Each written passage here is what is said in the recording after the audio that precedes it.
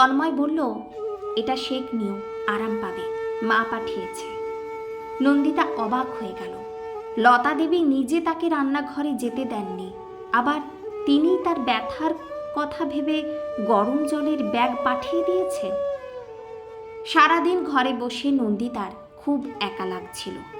বিকেলে কলেজ থেকে ফিরে ঝিমলি তার ঘরে এলো, হাতে গরম গরম পকোড়া। বৌদি, এগুলো মা পাঠিয়েছে, এই সময় তোমার হয়তো ঝালঝাল কিছু খেতে ইচ্ছে করবে। নন্দিতা বিস্মিত হয়ে তাকিয়ে রইল। তার ইচ্ছের কথাও লতা দেবী ভেবেছেন? ঝিমলি পাশে বসে বলল, জানো বৌদি, এই সময় আমাকেও ঠাকুর ঘরে আর রান্নাঘরে ঢুকতে দেওয়া হয় না, এমনকি কলেজেও যেতে দিতে চায় না। যদি খুব জরুরি ক্লাস থাকে তবেই আমি যাই, তবে তুমি কলেজে পড়াও বলে তোমাকে যেতে হয়। নন্দিতা অবাক হয়ে শুনছিল। ঝিমলি আবার বলল, আসলে মা আর জেঠিমা চান এই কয়েকটা দিন আমরা যেন বিশ্রাম নিই। এই নিয়ম শুধু আমাদের বাড়িতেই আছে, ঠাকুমা চালু করেছেন। ঠাকুমা? অবাক হয়ে কথাটা জিজ্ঞেস করল নন্দিতা। হ্যাঁ, ছোটবেলায় আমিও অবাক হতাম। একদিন ঠাম্মাকে জিজ্ঞেস করেছিলাম, তুমি এত পুরনো দিনের মানুষ হয়েও এমন ভাবনা এলো কিভাবে?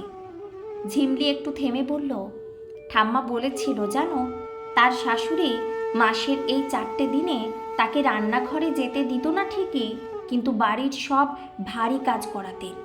তখন ঠাকুমা ভীষণ কষ্ট পেতেন, তাই তিনি ঠিক করেছিলেন তার বাড়ির মেয়েদের এই সময়ে কোনো কষ্ট দেবেন না।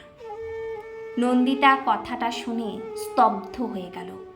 ঝিমলি আবার বলল, আগে এই সময় মা আর কাকিমাও বিশ্রাম নিতেন, তখন বাবা, জেঠু আর দাদা ভাই সব কাজে সাহায্য করত। মা সবসময় বলেন, মেয়েদের কষ্টটা বুঝতে শিখতে হবে। নন্দিতার চোখে জল এসে গেল। যে বাড়ির মানুষগুলোর সম্পর্কে সে এতদিন ভুল ভেবেছিল, তারা আসলে তাকে অবহেলা নয়, যত্ন দিচ্ছিল। সন্ধ্যায় তন্ময় অফিস থেকে ফিরে এলে নন্দিতা ধীর গলায় বলল, আমি তোমাদের পরিবারকে খুব ভুল বুঝেছিলাম। আমি ভেবেছিলাম তোমাদের বাড়ির সব নিয়ম শুধু কুসংস্কার, কিন্তু এখন বুঝছি এর মধ্যে ভালোবাসা আর যত্ন লুকিয়ে আছে। তোমাদের পরিবারের প্রতি আমার সম্মান অনেক বেড়ে গেছে। তন্ময় মৃদু হেসে বলল, আমি জানতাম তুমি একদিন ঠিক বুঝতে পারবে। কয়েকদিন পরে নন্দিতা স্নান সেরে সকালবেলায় ঠাকুর ঘরে এলো। ইন্দুবালা দেবী তখন রাধা মাধবের জন্য নারকেল নাড়ু পাকাচ্ছিলেন। নন্দিতাকে দেখে তিনি বললেন, এসো মা। নন্দিতা তার পাশে গিয়ে বসল। ঠাকুমা, আপনি এত পুরনো দিনের মানুষ হয়েও এত আধুনিক চিন্তা করেন, এটা জেনে আমার খুব ভালো লাগছে।